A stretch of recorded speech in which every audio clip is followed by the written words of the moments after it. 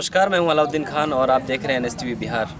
मैं अभी हूं सिकटी विधानसभा क्षेत्र में और मेरे साथ हैं कमरुज्जमा साहब, जो आरजेडी से जाने जाते हैं, आरजेडी में थे और अभी निर्दलीय चुनाव लड़ रहे हैं। आइए इसी सिलसिले में जानते हैं कि आखिर क्या बात हुई जो इनको पार्टी ने टिकट नहीं दिया और ये अभी निर्दलीय चुनाव लड़ रहे हैं। तो बहुत बहुत शुक्रिया हमारे चैनल में आने के लिए। मैं ये जानना चाहूँगा कि आप आरजेडी में आप बहुत दिनों से आपने काम किया और बहुत पुराने कार्यकर्ता रहे आरजेडी का, और यहाँ के लोग भी जानते हैं इस चीज़ को कि आरजेडी से आपने आरजेडी में बहुत मेहनत किया, आपको टिकट नहीं मिली। इसकी क्या वजह है? आपने तो बात की होगी आला कमान से। देखिए, कभी कभी होता क्या है कि एक बाप को भी अपने बेटे पर यकीन नहीं होता है। तो हो सकता है पार्टी को भी यकीन नहीं हुआ होगा हम पर, उसलिए टिकट हमको नहीं दिया है।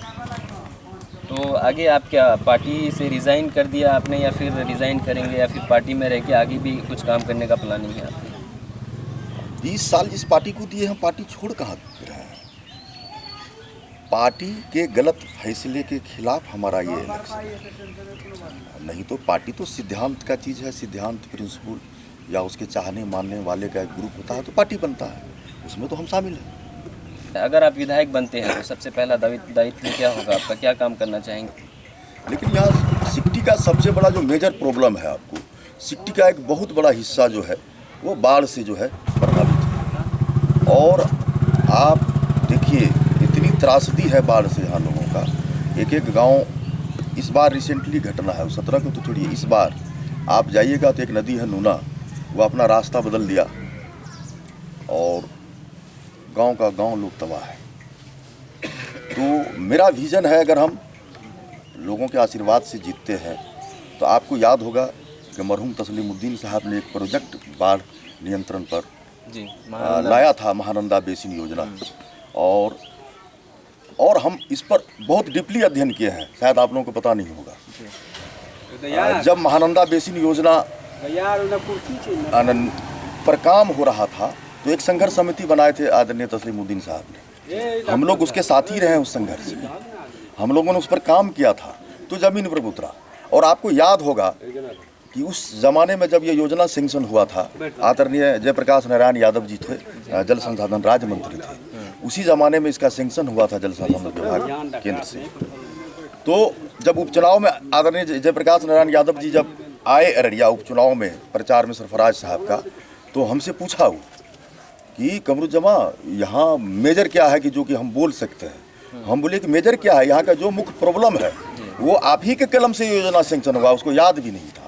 तुरंत इस बार जो लड़की उनकी इलेक्शन लड़ रही है उसको फ़ोन किए कि कागज़ होगा हमारा अलमीरा में, खोजो फला फला नाम से, वो डॉक्यूमेंट मंगवाए वहाँ से। फिर एक एक सभा में हम उसके साथ हैं, एक एक सभा में महानंदा बेसिन योजना पर हम लोगों ने चर्चा करने का काम किया। तो वो नीतीश कुमार के निष्क्रियता की वजह से वो योजना जो है आपका जो है बलि का बकरा बन के इधर उधर भटक रहा है। जबकि 750 करोड़ रिलीज किया गया था योजना में सर्वे के लिए। उस योजना का मेन ड्रीम था कि जितनी भी नदियां नेपाल से आती है बिहार में तबाही मचाती है, गांव का गांव लोग बर्बाद होता है, उजड़ जाता है।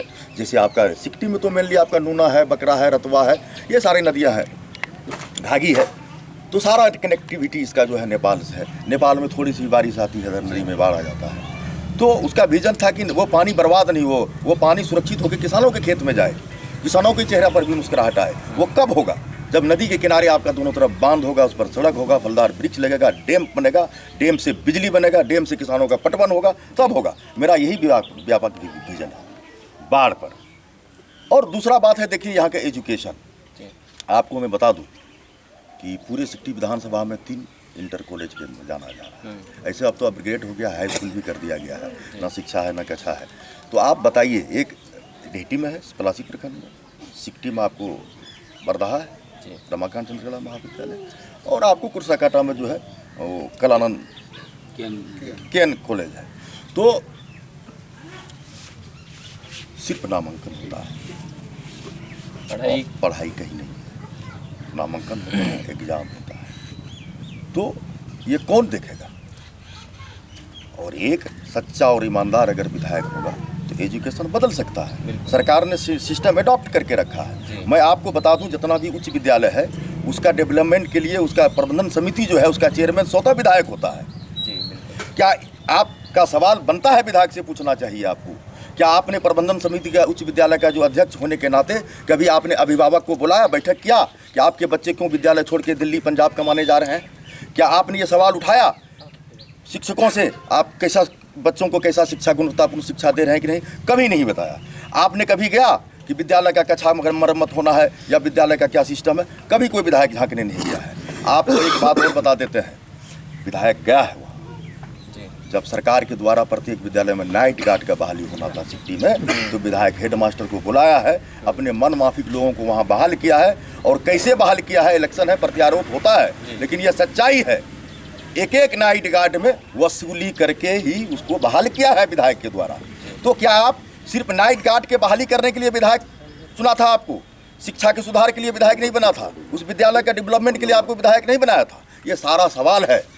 आप पत्रकार हैं, आप उसके घर पर भी जाइए, आप पूछिए कि आप पर ये आरोप लग रहा है, इसका जवाब है तो जवाब दीजिए। मैं आपको बता दूं, आप जिस एरिया में बैठे हुए हैं, पहले हम लोग सुनते थे कि मक्का जो है आपको नौगछिया, भागलपुर ये सब इलाके में हुआ करता था। और आपको यकीन नहीं होगा, सिकटी विधानसभा में इतना मक्का उपजता है आज के डेट में। किसी गांव में आप मक्का के सीजन में जाइएगा, 10-5 ट्रक इस गांव से निकल रहा है, 20 ट्रक उस गांव से निकल रहा है। यहाँ एग्रीकल्चर में डेवलपमेंट हुआ है, लोगों ने मेहनत किया है। आपको कहीं न कहीं, आप जो रोजगार की बात कर रहे हैं, पलायन की बात कर रहे हैं, जब तक सरकार में बैठे लोग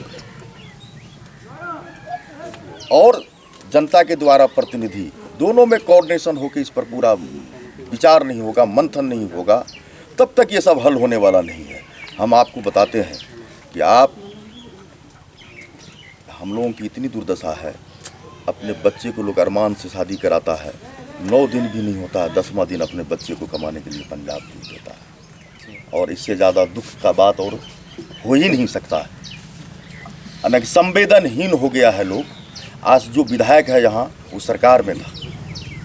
आप उसका एक भी सवाल विधानसभा में अगर खोज के लाइए, किसान पर, मजदूर पर, नौजवान पर, शिक्षा पर, पलायन पर अगर हो जाएगा, तो मैं उसके गाड़ी पर बैठकर उसका प्रचार करूँगा। किसी भी काम के लिए 2-3 चीज़ जरूरी होता है। एक, मानसिक रूप से आदमी का मजबूत होना, और उस प्लानिंग को बोलना, उस पर विचार करना, मंथन करना, सरकार से लड़ना। कहीं तो हुआ नहीं। जब ये नहीं हुआ है तो आप तो नालायक हैं। आप वोट के सौदागर हैं। जात के नाम पर, पार्टी के नाम पर आप वोट लेते हैं लोगों से। डेवलपमेंट के नाम पर आपकी औकात नहीं है वोट मांगिएगा। आपने एक ईंट नहीं लगाया है यहाँ, एक शब्द भी आपने यहाँ के डेवलपमेंट के बारे में कभी नहीं बोला है।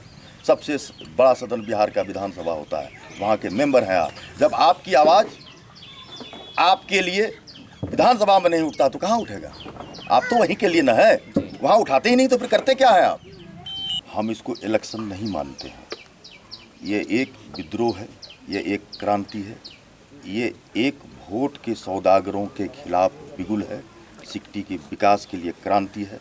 हम सारे जाति, धर्म, वर्ग, समाज से एक ही अपील करेंगे, अगर आपको सिकटी का विकास चाहिए तो आपको सभी आदमी को हमारा साथ देना। बहुत बहुत धन्यवाद हमसे बात करने के लिए। चलिए, आपका भी बहुत बहुत धन्यवाद। और आप लोग हिंदुस्तान के चौथे स्तंभ कहलाते हैं। ईमानदारी पूरे इलेक्शन में जरूर बरतिएगा। तो जैसा आपने देखा, अभी मैं बात कर रहा था सिकटी विधानसभा क्षेत्र के निर्दलीय प्रत्याशी कमरू जमा साहब, और इन्होंने मेरी सारे सवालों का जवाब दिया अच्छे से। और आप ऐसे देखते रहिए NSTV बिहार, और खबरों के साथ मैं आपसे मिलता रहूँगा। कैमरा पर्सन मुख्तार आलम के साथ मैं अलाउद्दीन खान, नमस्कार।